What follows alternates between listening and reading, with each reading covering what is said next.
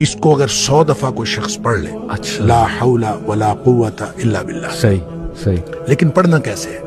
पढ़ना इस तरह नहीं है कि आप बस पढ़ते जाएं। हाँ। ये है क्या? ला हौला वला कुव्वता इल्ला बिल्लाह असल में क्या है?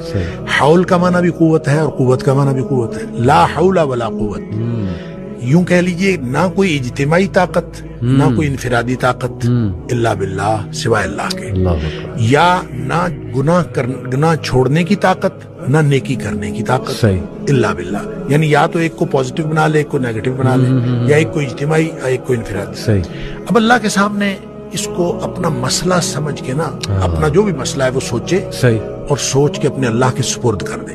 या अल्लाह, मेरी तो कोई ताकत नहीं, ना इनफिरादी ना इज्तिमाई, इल्ला बिल्लाह। हाँ, तू अता फरमाए ताकत तो हो सकती है। यूं मैं इसको कहता हूं, ये बेबसी का कलमा है। बेबस आदमी अपने अल्लाह के सामने बेबसी का इजहार करे इस कलमे के जरिए। सही सही। तो फिर ये नबी पाक सल्लल्लाहु अलैहि वसल्लम ने फरमाया, जिस शख्स ने कहा था ना मुझे वसवसे आते हैं जी, आपने फरमाया ला हौल वला कुव्वता इल्ला बिल्लाह पढ़ा कर, तेरे वसवसे भी खत्म हो जाएंगे और इसके अलावा अल्लाह ताला तेरे 100 मसले हल कर देगा। वाह वाह। आप अंदाजा करें, एक शख्स के 100 मसले होते नहीं है।